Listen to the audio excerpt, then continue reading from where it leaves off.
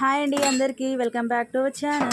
ఇప్పుడు నేను కాకరకాయ ఫ్రై ఎలా చేస్తున్నానో చూసేద్దామండి. ముందుగా స్టవ్ వెలిగించి కడాయి పెట్టేసి 1 టీ స్పూన్ ఆయిల్ వేసి 1 కప్పు పల్లీలు వేసుకొని మంచి గోల్డ్ కలర్ వచ్చే వరకు ఫ్రై చేసుకోండి. దాని తర్వాత ధనియాలు వేసుకోండి.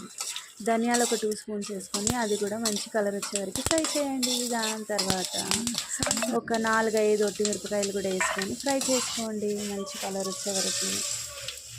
దాని తర్వాత కొబ్బరి వేసుకోండి. ఎండు కొబ్బరి వేసుకొని దాన్ని కూడా మంచి పచ్చివాసన వరకు ఫ్రై చేయండి.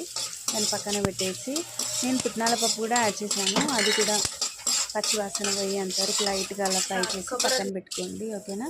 ఒక 4-5 ఎల్లిపాయలు రుబ్బేటప్పుడు వేసుకోండి. మంచి పౌడర్ కావాలండి. ఇవి అన్నీ కలుపుకొని పౌడర్ చేసుకోవాలా. మనం ఏదైతే ఫ్రై చేసుకున్న కడాయిలోనే కాకరకాయ వేసుకొని మంచి ఫ్రై చేసుకోవాలండి. మంచి క్రిస్పీ వచ్చేలా ఫ్రై చేసుకోవాలి. తర్వాత మనం ఏదైతే మిక్సీ పట్టుకున్నామో ఆ పౌడర్ అందులో కలిపేసేయాలండి. సరిపడా ఉప్పు, కారం,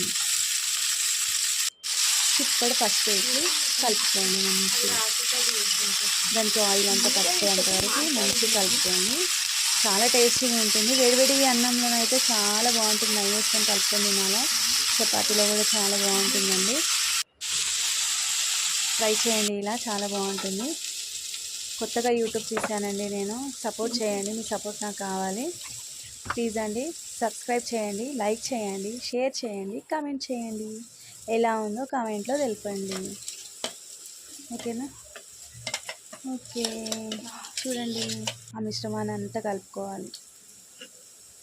మంచిగా నూనె అంతా పట్టేంత వరకు. షుగర్ పేషెంట్స్కి చాలా మంచిదండి. ఓకే అండి, bye. Thank you so much.